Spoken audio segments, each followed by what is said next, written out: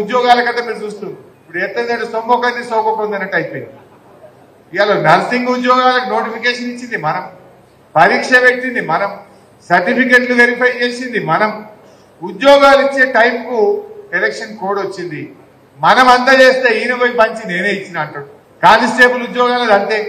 అంటే నిజంగా నీ కాంగ్రెస్ ప్రభుత్వం వచ్చినాక నువ్వు ఒక్క నోటిఫికేషన్ ఇచ్చినావు, అయ్యాలకి ఒక్క నోటిఫికేషన్ ఇయ్యలే, ఒక్క పరీక్ష పెట్టలే.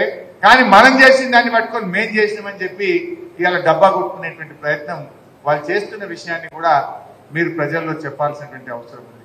అంటే ముఖ్యంగా ఇలా వాళ్ళ పరిస్థితి ఎట్లయిందంటే అసెంబ్లీలో మీరు చూస్తూ ఉన్నారు, హామీల అమలు గురించి మేము ఎక్కడ అడుగుతామో అని ఓ శ్వేతపత్రాల పేరుతో డ్రామా పెట్టారు. శ్వేతపత్రాలు అనేటువంటి ఒక కాకమ్మ కథలు పెట్టి తమ హామీల అమలు నుంచి తప్పించుకోవడం, ప్రజల యొక్క అటెన్షన్ డైవర్ట్ చేసేటువంటి ప్రయత్నం చేస్తా ఉన్నారు. ఎన్నికల ప్రచారంలో అబద్ధాలే, నిండు అసెంబ్లీలో కూడా అబద్ధాలే మాట్లాడింది. దొరకవట్లే నేను ఒక్కొక్క పేజీలో ఉన్న అబద్ధాలను తీసి చదువుతుంటే ఒక్కడన్నా మళ్ళీ లేస్తే ఒట్టు అది ఇచ్చిపెట్టి నన్ను దిట్టుడు పెట్టిరు. అరే ఈ పేజీలో అబద్ధం ఉన్నది, ఈ పేజీలో తప్పున్నది, ఈ పేజీలో తప్పున్నదని ఒకటొకటి దొరకబట్టి చదువుతుంటే ఒక్కడన్నా దాని మీద మాట్లాడతలేడు. నన్ను తిట్టుడు పెట్టిరు, కేసీఆర్ సార్ను తిట్టుడు పెట్టిరు. తిట్టుడు కాదు కదా, మీరు గవర్నమెంట్ లో ఉండి ఒక అసెంబ్లీకి ఇచ్చిన పుస్తకంలోనే తప్పుల తడకగా ఉంటే, అబద్ధాలు ఉంటే మీరు పాలన ఏం చేస్తారు?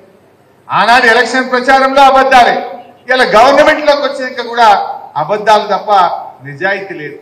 నిజంగా ఈ ప్రభుత్వానికి హామీలు అమలు చేసే నిబద్ధత లేదు, అబద్ధాలు తప్ప నిబద్ధత లేని గవర్నమెంట్ ఈనాడు రాష్ట్రంలో ఉన్నటువంటి కాంగ్రెస్ గవర్నమెంట్.